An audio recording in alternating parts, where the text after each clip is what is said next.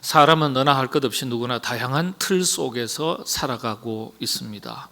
주어진 틀이 있고 또 내가 선택한 틀도 있습니다. 이게 환경일 수도 있고 또 어떤 생각일 수도 있고요. 개인의 경험일 수도 있습니다.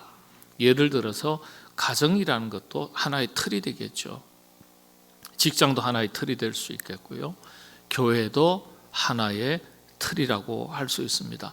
사람은 이 틀이라는 게 어떤 삶의 자리일 수도 있겠고 습관일 수도 있겠고 가치관일 수도 있겠고 생각일 수도 있겠고 그렇습니다. 경험주의 철학자, 유명한 철학자죠. 프란시스 베이컨은요, 이렇게 인간이 갇혀서 살아가는 네 가지 우상이 있다고 했는데, 이 철학자가 얘기할 때 이 우상은 편견과 선입견입니다. 생각의 틀이겠죠. 근데 그 생각이라는 틀이 편견과 선입관이 있는 틀을 말합니다. 이걸 하나의 동굴에 비유했습니다. 동굴의 우상이라는 용어를 사용했어요. 갇혀서 사는 걸 말합니다.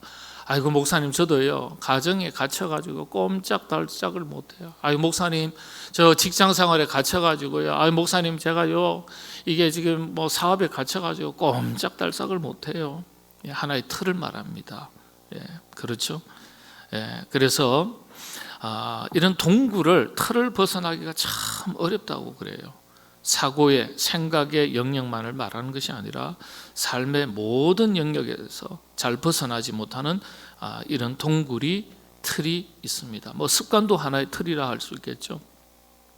습관이 가지고 있는 하나의 아주 좋지 않은 건요, 이 습관은 발견하기가 어렵다는 거예요. 인지하기가 어렵습니다. 자신의 습관이 뭔지 어려워요. 근데 습관이 뭔지 발견해도 고치기가 너무 어려워요. 왜냐하면 우리의 몸에 아주 익숙한 것으로 자리를 잡았기 때문에 이 습관을 못 바꿔요. 행동의 습관도 있고 생각의 습관, 사고의 습관도 있습니다. 그 습관이 하나의 틀이죠. 그 틀 속에서 살아가니까, 그 생각 구조, 사고의 틀 속에서 살아가니까요. 그렇습니다. 그래서 삶의 모든 영역에서 잘 벗어나지 못하는, 철학자의 용어로서는 동굴, 우상, 또 일반적으로는 틀, 어떤 환경, 이런 것들이 있습니다.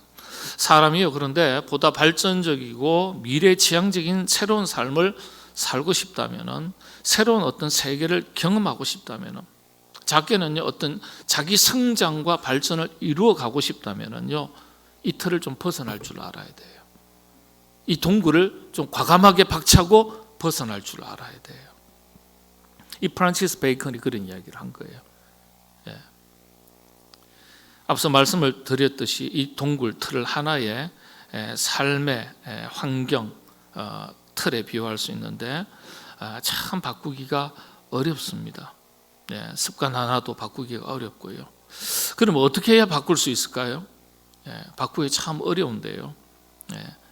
여러분들, 우리가 가만히 생각하면 바꿔야 될 틀도 있고 또 지키고 머물러 있어야 할 틀도 있습니다.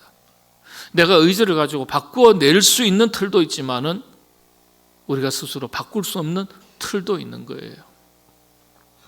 자, 어떻게 해야 바꿀 수 있을까요? 자기 성장을 위해서, 새로운 삶을 위해서 이런 동굴에서, 틀에서 벗어날 수 있는 길이 있습니다. 내가 스스로 벗어날 수 없다면 어떻게 해야 돼요? 나를 그 틀 속에서, 그런 환경 속에서, 그런 울타리 속에서 강하게 끌어내줄 수 있는 어떤 대상을 만나야 돼요. 그분이 내 손을 잡고 강제로, 억지로 강하게 끌어내는 거예요. 내 힘으로 안 되니까. 내 힘으로 할 수 있다면 내가 노력해서 벗어나려고 시도하셔야 돼요. 그러나 내가 벗어날 수 있는 것도 있지만 자기 노력에 의해서 벗어날 수 없는 것도 있거든요. 그런 대상을 만나야 되는데 우리 그리스도인들에게는 바로 누굽니까? 주님이에요. 예수님을 제대로 만나는 거예요. 더 구체적으로 하나님께서 우리에게 제시하신 말씀을, 일러주신 말씀을 따라 살아보는 겁니다. 왜 그렇습니까? 주님께서 뭐라고 말씀하셨습니까? 내가 곧 길이요 진리요 생명이다. 구원의 길만을 말하는 게 아니에요. 익숙했던 생각, 자기 경험, 자기 환경, 자기 기준, 이 틀, 이 동굴 벗어나지 못하는데 일러주신 말씀을 따라가다 보면은 어느새 벗어날 수 있다는 거예요. 극복할 수 있다는 거예요. 새로운 삶이 열린다는 거예요. 새로운 삶을 살아갈 수 있다는 거예요. 그래서 길 대신 주님을 잘 따라가는 것이 참 중요합니다. 성경 속 수많은 신앙의 선배들의 인물들의 이야기가 바로 이런 거예요. 갇혀 있었던 틀, 그 동굴에서 벗어나서 새로운 인생을 살았던 사람들의 이야기입니다. 오늘 베드로 이야기도 마찬가지예요. 베드로 이야기는요, 삶의 틀이 바뀐 이야기입니다. 어부의 인생에서 제자의 인생으로, 제자의 인생에서 사도의 인생으로 새로운 길, 새로운 인생을 살게 되는 거예요.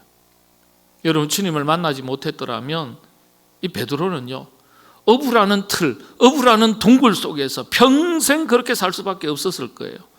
평생을 배와 그물이라는 그 틀 속에서 어부의 환경과 삶이라는 이 동굴 속에서 살았을 거예요. 사람은요, 환경과 어떤 자기 경험의 세계를 벗어나기가 참 어렵습니다. 그런데 길 대신 주님을 만나서 이 틀에서, 이 환경에서, 이 동굴에서 벗어나게 된 거예요. 여러분, 이건 옳고 그름의 문제가 아니에요. 보다 더 의미 있고 가치 있는 삶이 무엇인가에 대한 문제예요. 예?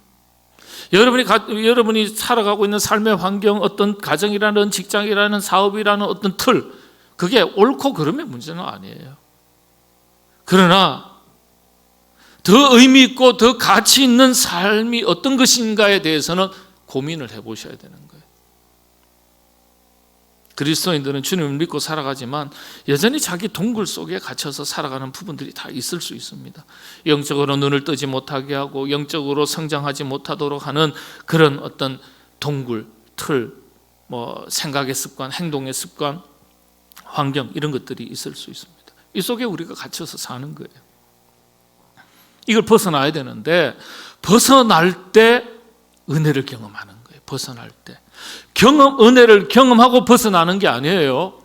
경험할 때 은혜를 경험하는 거예요.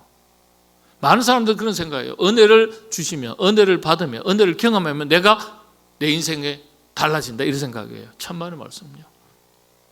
벗어날 때 은혜를 경험하는 거예요.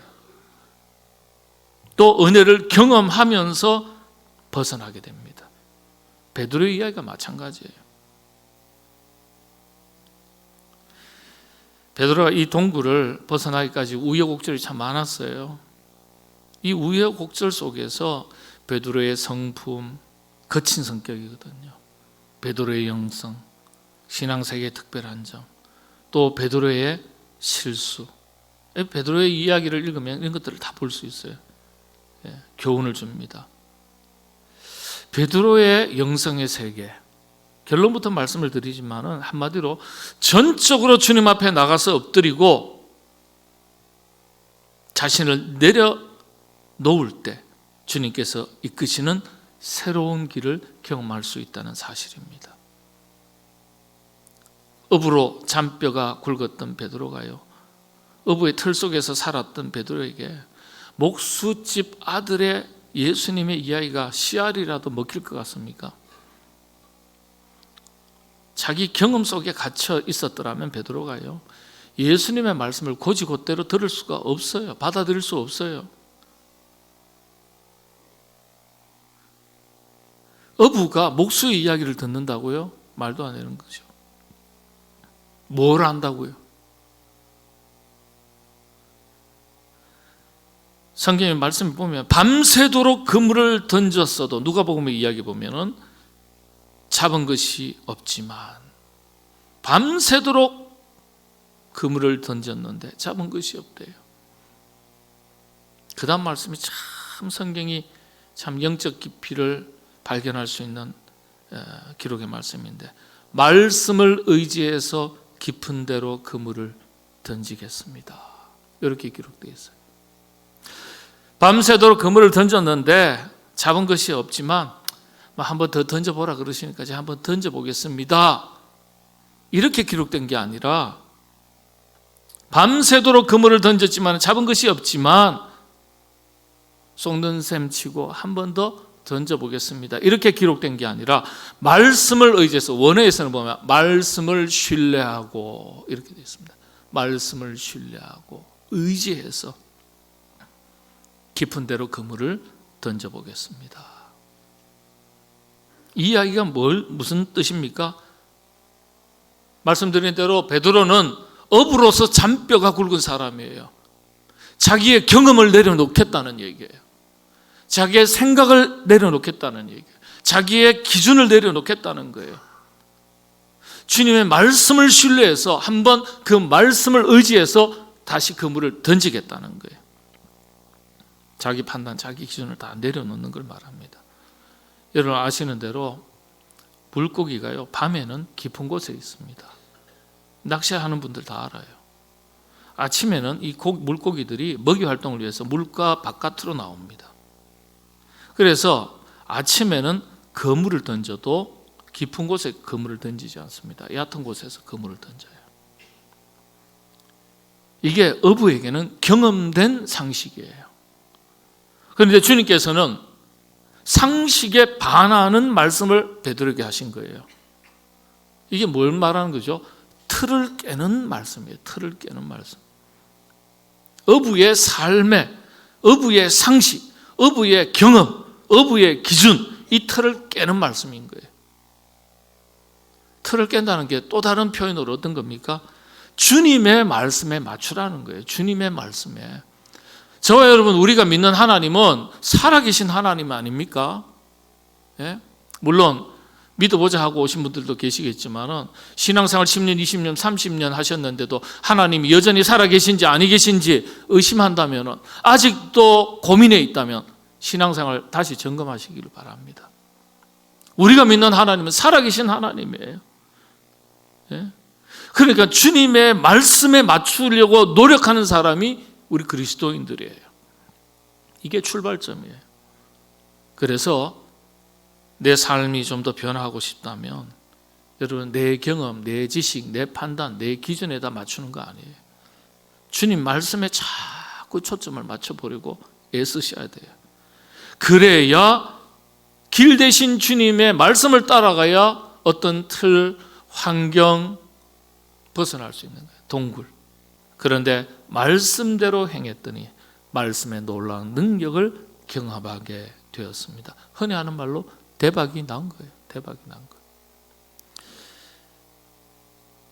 이 이야기는요, 너무 다 잘 아는 이야기이기 때문에 한두 번 들으신 게 아니에요. 저도 한두 번 본 게 아니에요.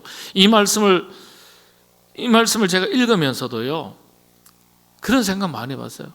이 현실 속에서 내가 베드로 같은 어부라면은 어떤 판단을 하고 어떤 대답을 하고 어떤 반응을 보였을까?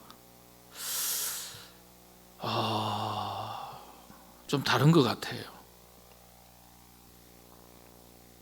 엄청난 사건을 경험한 뒤에 성경에 어떤 말씀이 기록되어야 됩니까? 당연히 저와 여러분의 상식은 어떤 상식이에요? 아이고, 예수님 감사합니다. 귀한 말씀 해주셔가지고요, 밤새도록 헛고생했는데, 허탕쳤는데 말씀 한마디 잘해주셔가지고 제가 대박이 났습니다. 그러면 뭐예요? 감사합니다라는 말이 가장 먼저 기록이 돼요. 그런데 성경에는 감사하다는 말이 한마디도 없어요. 마가복음서 없어요. 마태복음 없어요. 누가복음서에도 없어요. 대신에 아주 독특한 내용을 성경에 기록하고 있습니다. 이게 이제 누가복음서에 기록되어 있는데요, 누가는 의사니까 좀 자세하게 기록하고 있죠. 지금은 마가복음서를 강의하기 때문에 제가 이 구절에서는 없지만 누가복음서와 비교해서 말씀을 드리는 거예요. 누가복음서에 이렇게 기록되어 있습니다. 주여 나를 떠나소서, 나는 죄인으로소이다. 이 말이 기록되어 있어요. 이게 무슨 뜻이죠? 베드로가 주님 앞에서 자기 실존, 자기 한계, 자기가 누구인지를 깨닫게 되는 거예요. 자신이 죄인이라는 사실을 깨닫게 됩니다. 그래서 영성 중에서 최고의 영성을 죄인의 영성이라고 합니다. 여러분들, 우리가 영성이라는 말을 많이 쓰는데 이 기독교 영성만이 아니고 불교 영성도 있고요, 캐톨릭 영성도 있고요, 개신교 영성도 있고 수도원 영성도 있어요.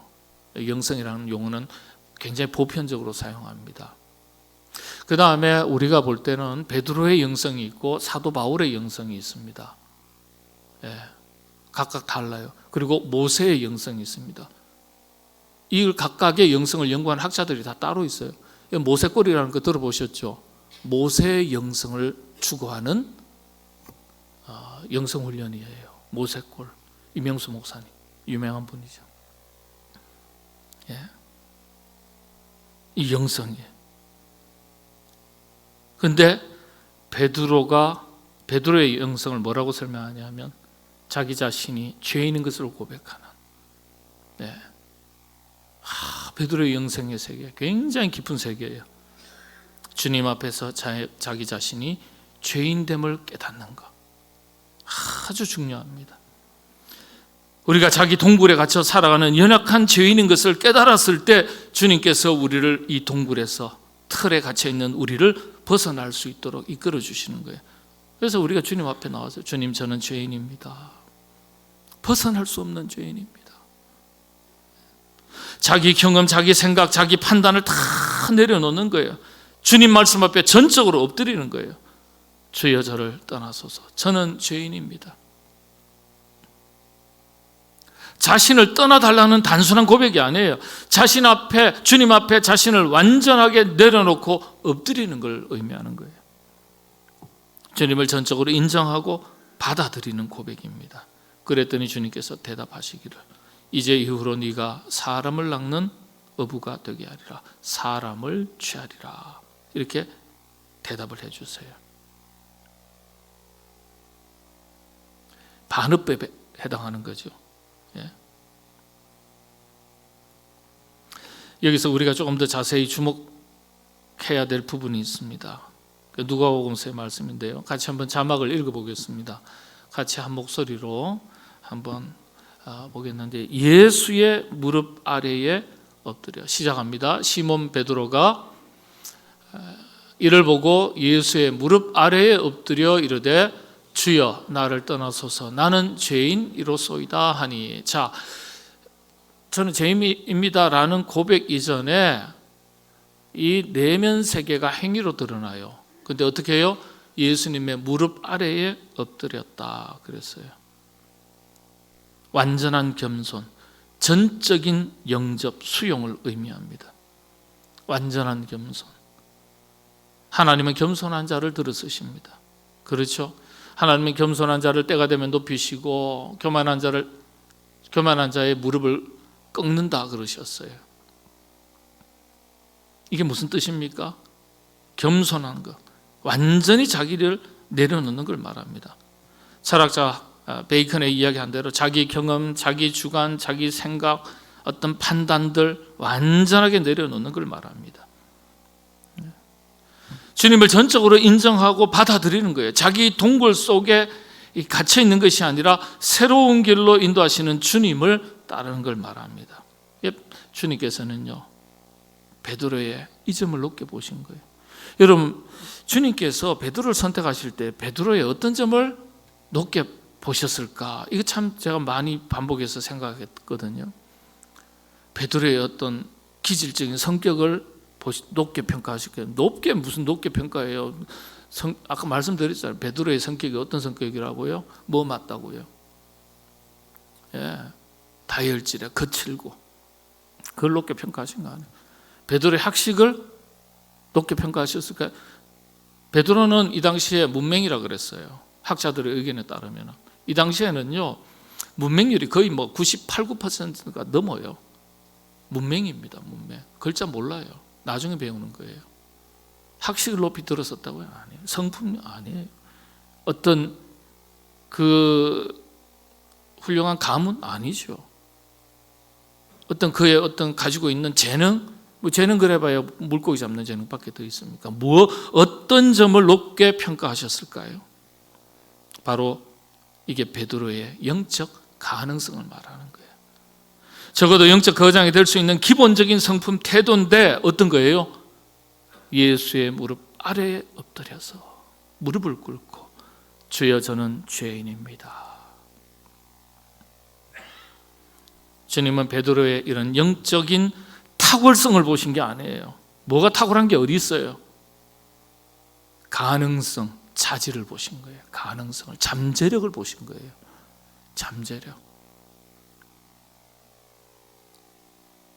이 잠재력, 가능성의 핵심이 겸손이었던 거예요. 겸손.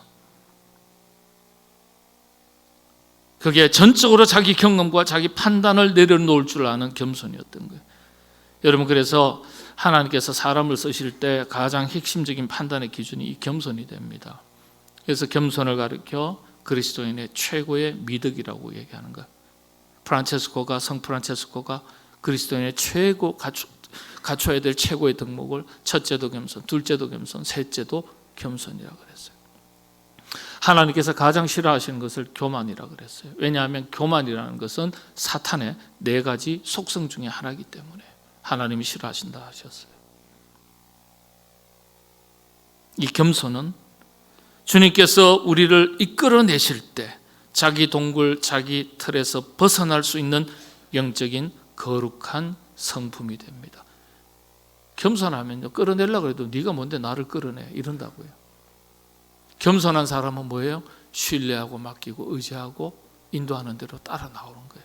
그래서 겸손이 굉장히 중요한 거죠. 야고보서 4장 6절의 말씀을 보면 같이 한번 또 읽겠습니다. 시작합니다. 그러나 더욱 큰 은혜를 주시나니 그러므로 일렀을 하나님이 교만한 자를 물리치시고 겸손한 자에게 은혜를 주신다 하였느니라. 아멘. 베드로의 최고의 영성은 자기를 깨끗하게 내려놓을 줄 알았다는 점, 죄인인 것을 알았기 때문에 내려놓을 줄 알았다는 거예요. 절대 겸손입니다. 이 겸손이 베드로로 하여금 어부라는 동굴 속에서, 종굴에서 벗어나서 사도 베드로라는 위대한 삶을 살아가도록 이끈 영적인 자원이었습니다. 여러분들, 우리는 자기를 깨끗하게 비우고 내려놓는 겸손의 성품이 하나님께서 얼마나 기뻐하시고 귀하게 사용하시는 성품인지를 성경 곳곳에서 찾아볼 수 있습니다. 여러분, 말씀을 정리합니다. 자기 동굴을, 어떤 묵은 틀, 갇혀있는 것 벗어나기 참 어렵습니다. 베드로의 위대한 점은요, 주님 말씀 앞에 자기 동굴, 도저히 버리지도 못할 것 같은, 떠나지도 못할 것 같은 배와 그물을 과감하게 버려두고 어부라는 자기 동굴을 과감하게 벗어났다는 점이에요. 그리고 위대한 사도의 삶을 살았습니다. 저 여러분, 우리도 마찬가지 아니겠습니까? 각자 마치 동굴과도 같이 어떤 틀 속에서 갇혀서 벗어나지 못하는, 도저히 내려놓지 못하는, 벗어나지 못하고 갇혀있는 그 속에서 살아가는 것들이 있게 마련입니다. 그걸 벗어나야 새로운 인생의 길이 열립니다. 하나님께도 쓰임받고요. 베드로의 영적 가능성 뭐라고요? 주여 저는 죄인입니다. 겸손의 영성.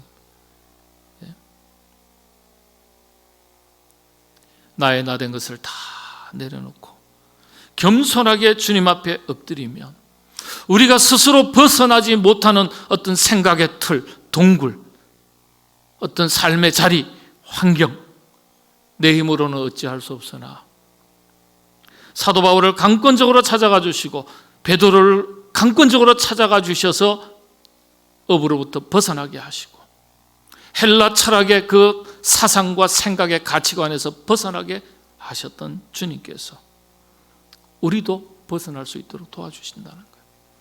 여러분, 그런 은혜가 여러분들에게 넘치시게 되기를 바랍니다.